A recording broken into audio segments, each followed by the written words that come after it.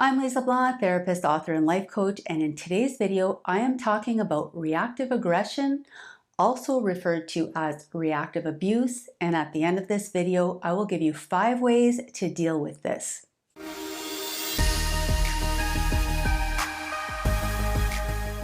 Okay, so reactive abuse is a term used to describe a situation when an abuser provokes or triggers a negative reaction from their victim, which the abuser then uses to deflect blame, manipulate, and maintain control over the relationship. So for example, let's say your partner is swearing at you, screaming in your face, insulting you, and you turn around and punch a hole in the wall. This would be an example of reactive aggression. While reactive abuse involves aggressive behavior from the victim, it's important to recognize that this reaction stems from ongoing abuse that they're experiencing.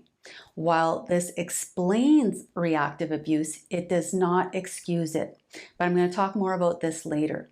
First, let me explain how this typically plays out when you're dealing with a covert narcissist. So, let's say they insult you. They say obnoxious or antagonistic things, speak to you in a condescending tone, uncritical manner, sneering, rolling their eyes. The point is, they are jabbing at you. Jabbing, jabbing, jabbing in an effort to frustrate you to the point where you snap and lose your cool. Then, when you react aggressively, they act totally innocent, like they had absolutely nothing to do with your reaction.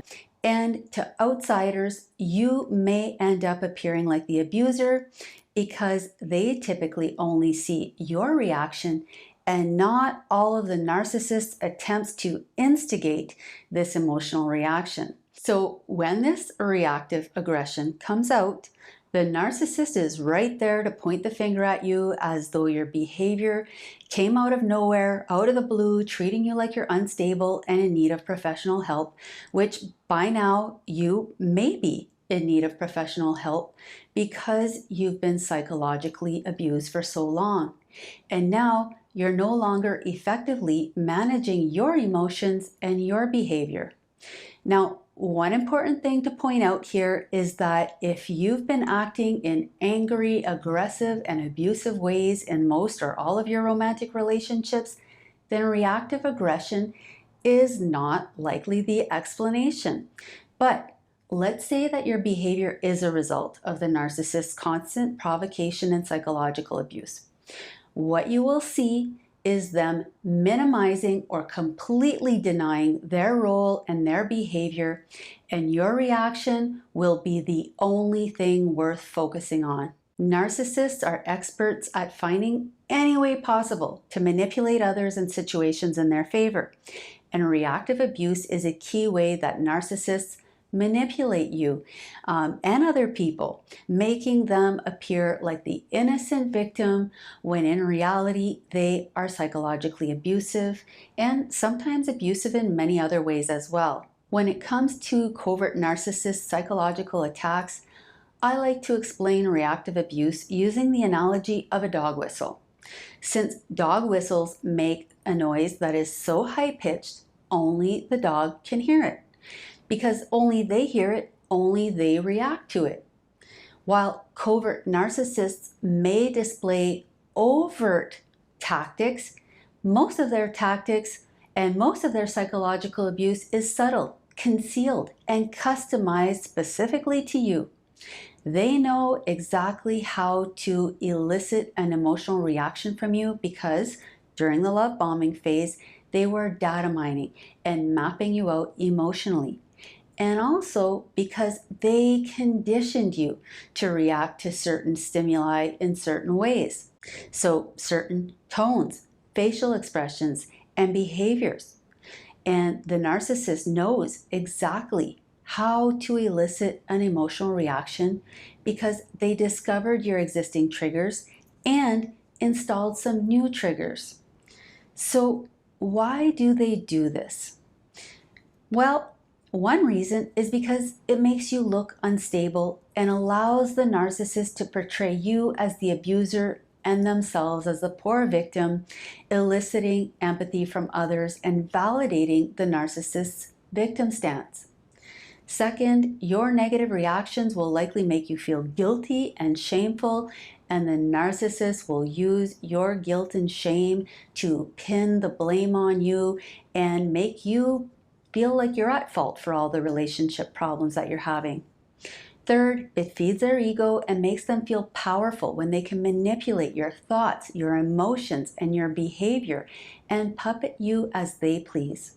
It feeds their need for drama, chaos, conflict.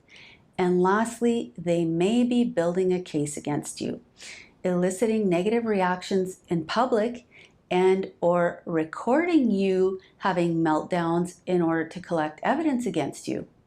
They may then show you or others this proof, which of course doesn't include their words or behavior that instigated your reaction.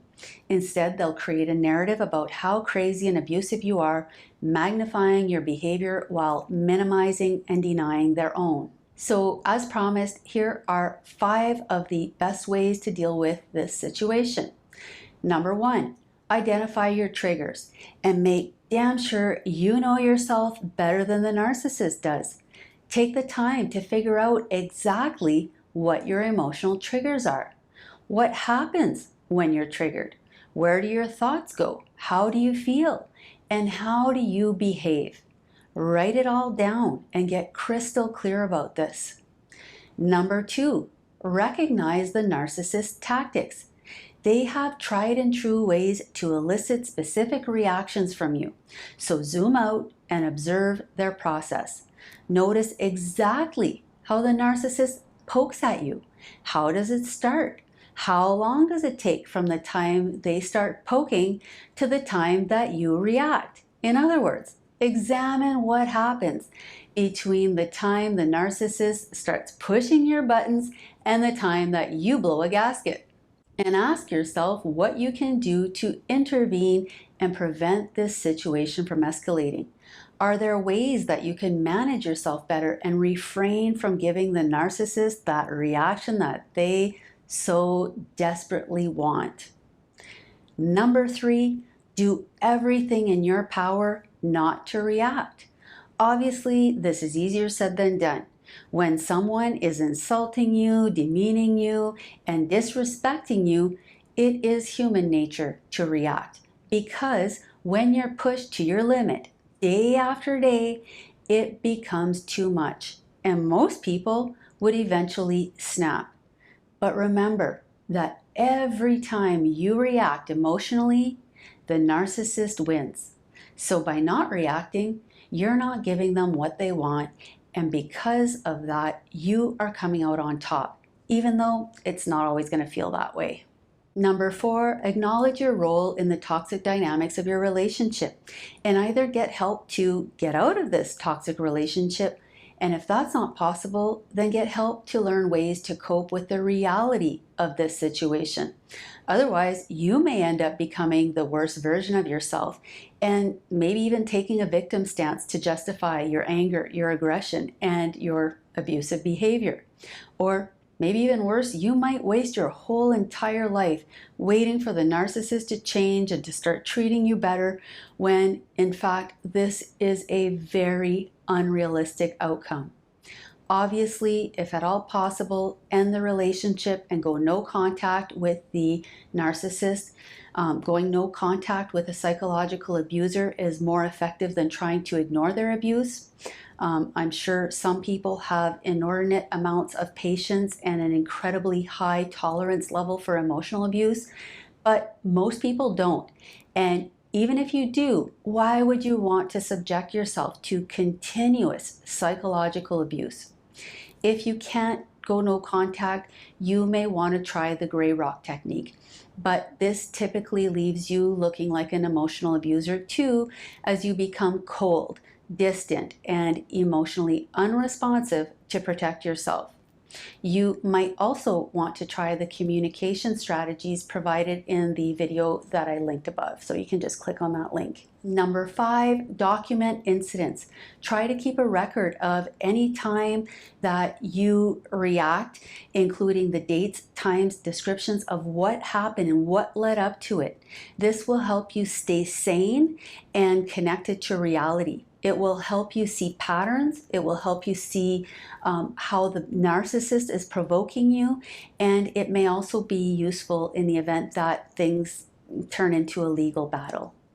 So obviously not everyone has access to therapy, but if you do, I recommend talking to someone who understands narcissistic abuse and who can offer you a safe space and empower you to move forward towards healing and recovery. Thank you so much for watching this video, and if you found it helpful, please don't forget to like, comment, and subscribe to my channel. And for more information on the toxic tactics used by narcissists in romantic relationships, click on the link above.